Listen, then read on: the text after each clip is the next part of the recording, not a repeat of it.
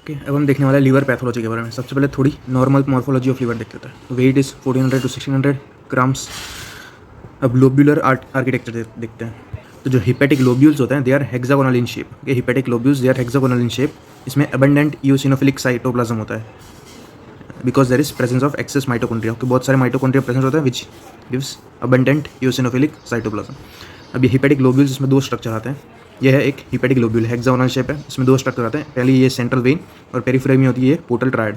Central vein and portal triad. Portal triad में तीन चीज़ें आती है, bile duct, portal vein and hepatic artery. कि bile duct, portal vein and hepatic artery. और ये सेंट्रल वेन। अब ये सेंट्रल वेन और पोर्टल ट्रायड, यहाँ बीच में होते हैं हिपेटोसाइट्स, फिर कि ये हिपेटोसाइट्स और फिर ये बाइल कनालिक्यूली के बाइल कनालिक्यूली और वीनस साइनसेस, वो यहाँ फिर आके जॉइंट करती है पोर्टल वेन के थ्रू। कि यहाँ पे हिपेटोसाइट्स होते हैं मेनली। अब इस रीजन को हम अलग अलग जोन्स में डिवाइड कर सकते हैं। तो zone 1, 2 and zone 3। Zone 1 is periportal zone around the portal triad. कि अराउंड द पोर्टल ट्रायड जो जोन होगा वो होगा जोन 1 पेरीपोर्टल जोन। फिर उसके बाद जोन 2 मिड जोनल। फिर जोन 3 सेंट्री लोब्यूलर, मतलब सेंट्रल वेन के आजू बाजू जो जोन होगा वो होगा सेंट्री लोब्यूलर जोन 3।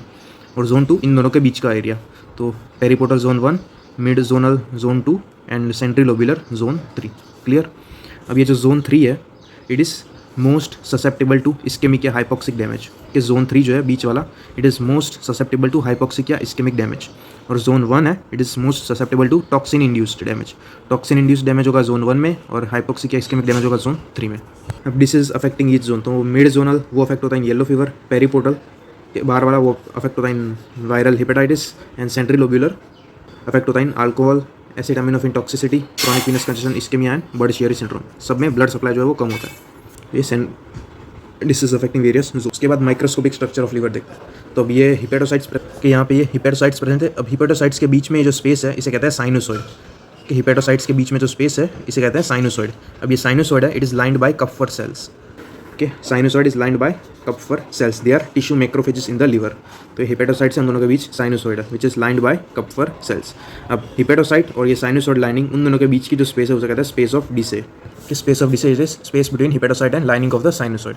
इसकी कैरेक्टरिस्टिक फीचर ये साइनोसॉइड में क्या था, कपफर सेल्स। इसमें क्या होता है, Ito cells and stellate cells. Ito cells they are vitamin A storage cells. कि Ito cells they are vitamin A storage cell.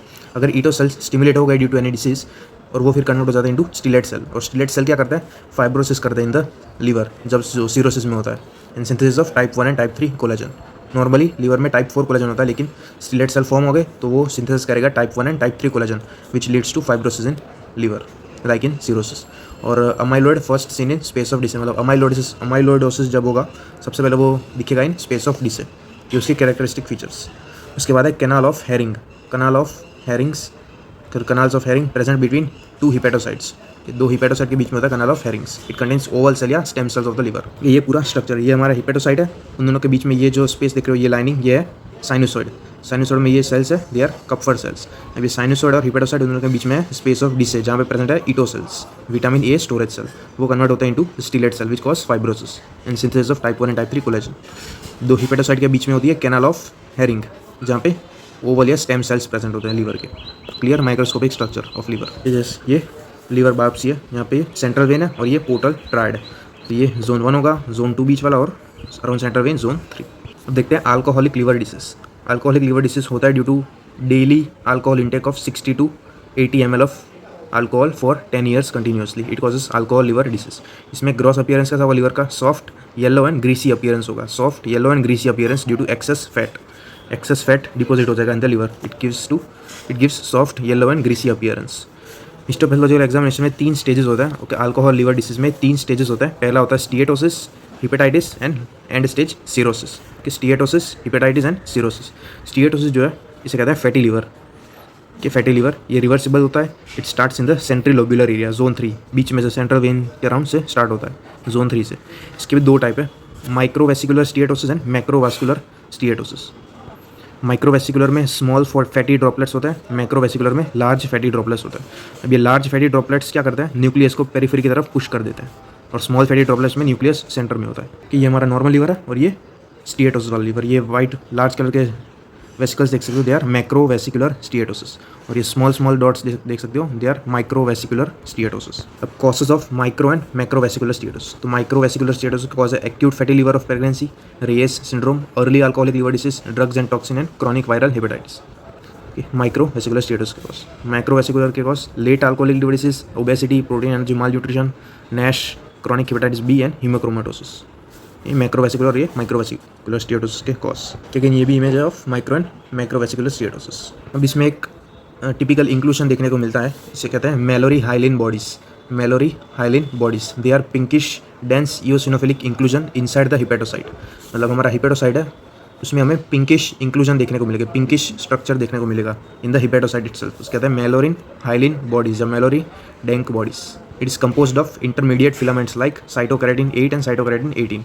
Okay, it is composed of intermediate filaments which are cytokeratin. Cytokeratin से बना होता है, cytokeratin 8 and 18. Mallory Hyalin bodies. It is seen in, उसका mnemonic है new Indian watch. NASH में दिखता है, Indian childhood cirrhosis, Wilson disease, alcoholic liver disease and alpha 1 antitrypsin deficiency, tumours like HCC, primary biliary cirrhosis and focal nodular hyperplasia. मतलब इसमें दिखता है Mallory hyaline bodies. और haemochromatosis, secondary biliary cirrhosis, primary sclerosis cholangitis, इसमें Mallory hyaline bodies नहीं दिखती। तो new Indian watch इसमें दिखती है, इसमें नहीं दिखती। कि इस इमेज में देख सकते होंगे, ये हिपेटोसाइट है, उसमें अंदर ये पिंक इंक्लूजन्स है, pinkish inclusions, they are Mallory hyaline bodies. इसमें देख सकते हो हिपेटोसाइट, उसके अंदर ये पिंक इंक्लूजन आ गया, इसे कहते हैं मेलोरिन हाइलिन बॉडीज। तो ये देखा हमने फर्स्ट स्टेज स्टीएटोसिस। उसके बाद सेकंड स्टेज हिपेटाइटिस। इसमें होता है inflammation of the liver parenchyma.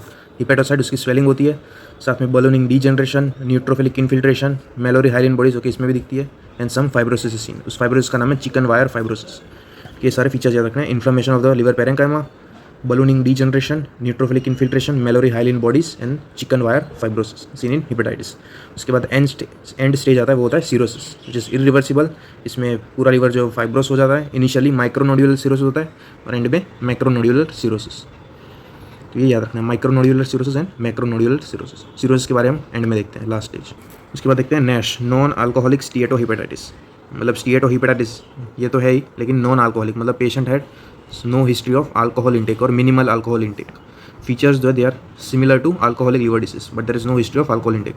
It is seen in obesity, metabolic syndrome and insulin resistance, diabetes mellitus and hypercholesterolaemia. कि इस कंडीशंस में नैश देखने को मिलता है। Obesity, metabolic syndrome, insulin resistance, diabetes mellitus and hyper cholesterolemia, इसमें increase chance रहता है या increase risk of hepatocellular carcinoma compare to alcoholic liver disease. इसमें ज़्यादा रिस्क रहता है नैश में। Comparison between alcoholic steatosis and steatohepatitis and non NASH. तो अल्कोहलिक में मेलोरी हाइलिन बॉडीज दिखती है, इसमें नहीं दिखती। इन्फ्लेमेशन मोर प्रोमिनेंट होता है अल्कोहलिक में कंपेयर टू नॉन अल्कोहलिक। और पेरीसाइनोसोइडल इन्फ्लेमेशन होता है, इसमें पेरीपोर्टल। पेरीसाइनोसोइडल मतलब बीच में होता है, पेरीपोर्टल मतलब एंड में होता है, वो जोन 1 में।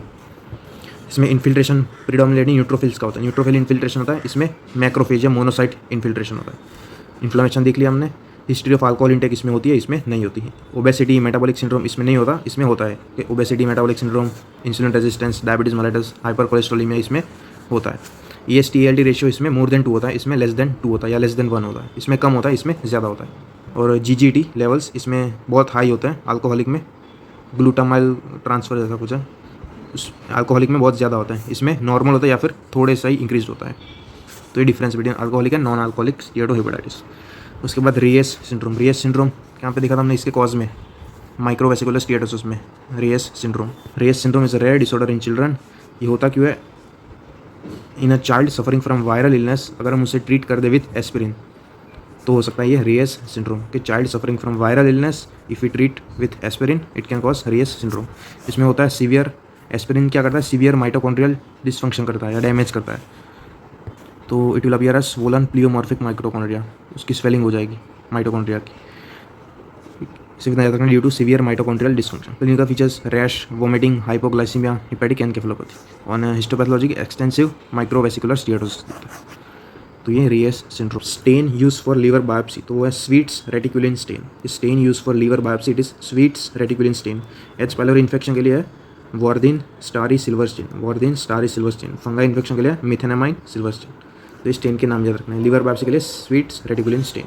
अब लास्ट स्टेज देखते हैं, वो है cirrhosis of liver. It is a end stage liver disease characterised by disruption of the liver architecture, regenerating parenchymal nodules and bridging fibrous septa या फाइब्रोसिस। तो इसमें एक तो लिवर आर्किटेक्चर वो पूरा डिस्ट्रॉय हो जाता है, साथ में रीजनरेटिंग पेरेंकाइमल नोड्यूल्स फॉर्म होते हैं कि डिजनरेशन रहा है, और साथ में रीजनरेटिंग पेरेंकाइमल नोड्यूल्स भी फॉर्म हो रहा है, और साथ में फाइब्रोसिस भी हो रहा है, ब्रिजिंग फाइब्रस सेप्टा भी प्रेजेंट है। तो ये अपीयरेंस होगा लिवर का इन सिरोसिस। फिर ये उसके कॉसेज है, alcoholic liver disease, NASH, metabolic liver disease like haemochromatosis, alpha nitrogen, Wilson's disease, viral hepatitis, autoimmune bile duct disorder, ये सारे सिरोसिस ऑफ लिवर के causes. Types based on regenerating nodules के regenerating nodules उसके accordingly दो type है, micronodular cirrhosis and macronodular. Micronodular में nodules they are less than 3 mm, macronodular में they are more than 3 mm। ये माइक्रोनोड्यूलर और ये macronodular. Causes of micro and macronodular, तो early alcoholic liver disease, haemochromatosis, primary biliary cirrhosis, Indian childhood cirrhosis. Macronodular में late ALD, Wilson disease, alpha nitrogen, viral hepatitis, drugs and toxins. तो ये causes हो गए दोनों के। इसके बाद पैथोजेनेसिस, हॉलमार्क इसमें होता है capillarisation of sinusoid, capillarisation of sinusoid. अब नॉर्मल लिवर में होता है क्या, type 1 and type 3 collagen present in the periportal and central lobular area, and type 4 collagen present in the space of Disse, कि मैंने बताया था स्पेस ऑफ डिसे, उसमें होता क्या है, ईटो सेल्स। अब अगर डिसीज हो गई लिवर पैथोलॉजी तो space of Disse Ito cells convert into stellate cells, वो फिर type 1 and type 3 collagen form करेंगे in the space of Disse which causes fibrosis. या type 1 and type 3 collagen comes to space of Disse, loss of fenestration of sinusoid and capillarisation of sinusoid, इसमें fibrosis भी होगी। फिर clinical features के multi system involvement होगा, neurologic, GI, reproductive, इंटेग्यूमेटरी, blood, metabolic, CVS।